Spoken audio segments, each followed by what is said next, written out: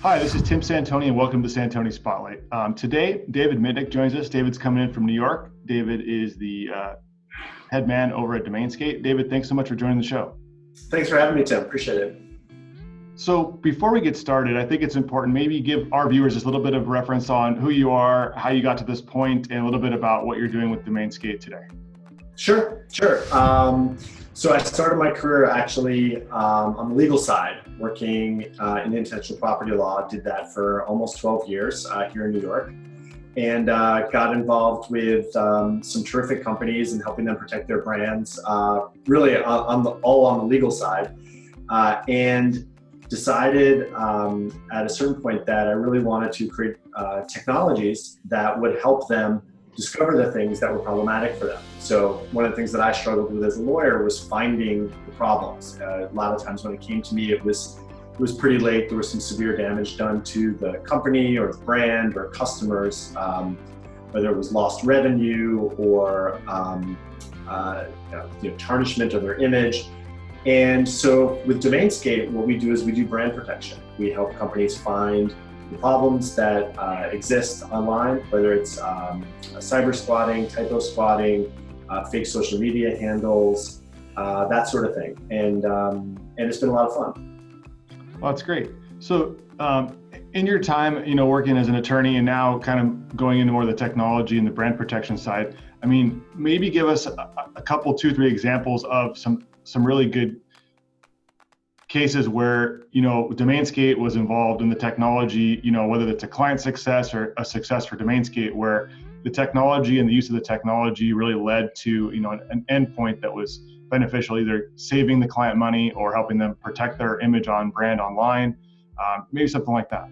Sure. So we had a client come to us, a small online advertising company, come to us after they had a massive problem with somebody setting up a fake site that just basically mimicked their site. There was an S at the end of the fake site.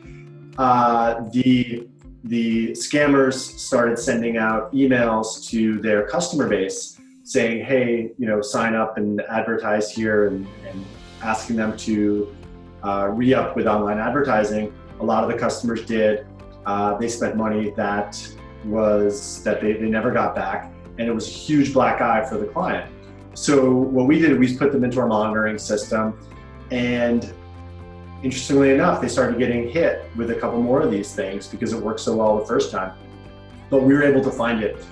So as soon as the domains were registered, our system logged it, and we were able to have the sites shut down immediately. So there was no damage. They were also able to communicate with clients saying that they were following up, where initially they weren't doing any monitoring. And it was pretty interesting because this isn't a household company. This isn't a household name. It was just a ripe target for some scammers that thought that they could make some money, and they did initially. But now they're really not a target because as soon as the site goes up, we see it. So that was really satisfying. We've had the same sort of things with financial clients, with our more consumer goods clients like fashion brands and things like that. It's really about eliminating counterfeits, so fake sites that are selling fake goods. But I think that really kind of sticks out for me in terms of a really big success that we have. Sure, those are some great examples, David. Thanks so much for sharing. And we've had the opportunity to work together on a few clients, and obviously I think that your technology is powerful. It's simple, but it can be customized as well to meet specific needs of the client. So speaking from our own experience, I can say that it's pretty powerful. In today's kind of post GDPR situation where a lot of domain registration records, Whois records have been removed, what are some things that the community and your technology is doing to kind of help unmask? For those of you guys who don't know, the Whois information is the domain registration information that's vital in enforcement, protection, and unearthing people that may have multiple sites that are linked together, or getting to the face behind these actual, rogue characters that are out there.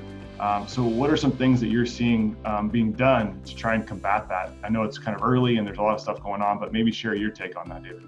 Yeah, so it's a great point, Tim.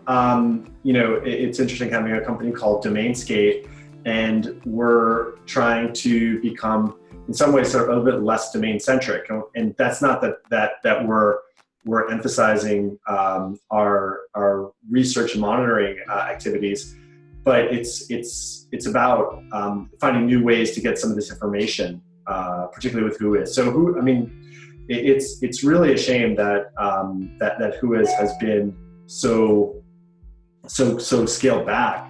What we're doing is instead of relying on that information, we're starting to take deep dives into the domains themselves in terms of what's happening. So even though if we can't get the information necessarily about who owns it or where the servers are, we can actually go and take a look and see, hey, is there any activity by kind of looking underneath this sort of the obvious information that's usually posted. So we'll take a look and say, hey, by the way, is there any strange activity going on in terms of a lot of mail server activity? If there is, we can kind of, that's a huge red flag. Running things through security, through our security portals, seeing if it's been flagged by anybody else around the world. So really trying to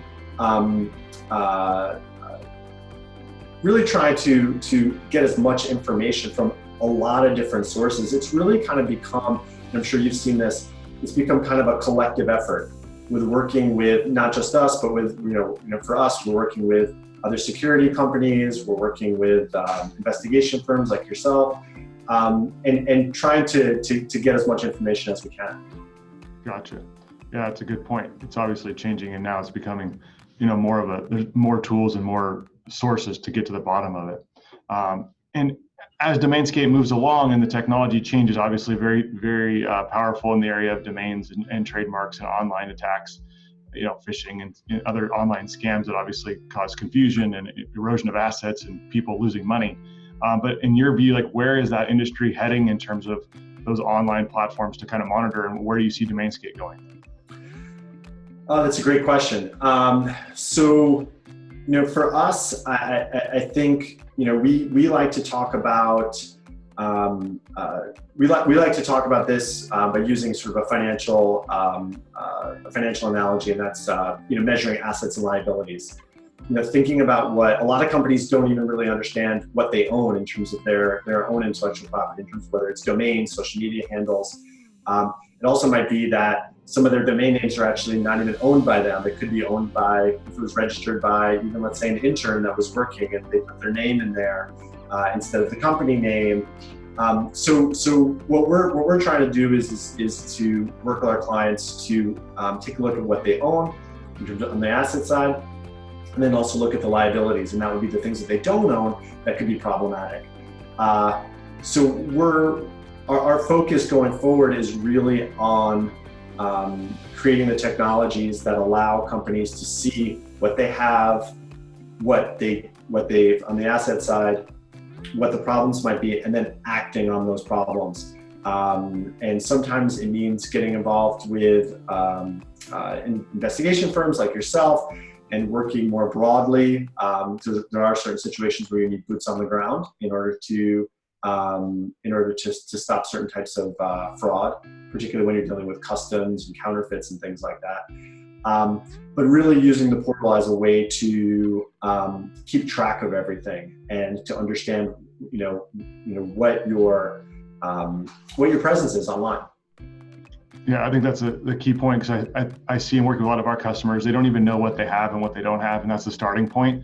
And then once they have a problem, they're taking inventory of those online assets, trademarks, domain names, their portfolio of IP. Sometimes they just don't even realize who's registered. It may be a distributor or a partner in another country. They just don't have their arms around that. So it's like thinking that they have a counterfeiting problem when it's a gray market diversion problem, or is this a domain, someone that's taking control of your domain names when it's actually your key seller in South America and you just didn't even know it, right? And so it's amazing. It's a great point. So David, before we let you go, maybe give us a little bit of sense of when you're not running DomainSkate, where you spend your free time and what keeps you, moving along. Oh gosh, well, when I'm not running DomainSkate, I'm spending most of my free time running after my 3 kids and taking them to their various activities. But I'm, living here in New York. I try and get involved with a couple of different organizations, and I went to law school here in New York, so I'm pretty active with my former law school. Do some mentorship programs and things like that, trying to give back. There's also a pretty vibrant startup, particularly in the cybersecurity area, startup community here. So really kind of participating and learning about the different technologies and different ways are thinking about protection and brand protection. So between that, I'm not sure there's a whole lot of free time. I have 2 dogs as well, so I like to take them out to the park. It's fun, but that's pretty much it for me.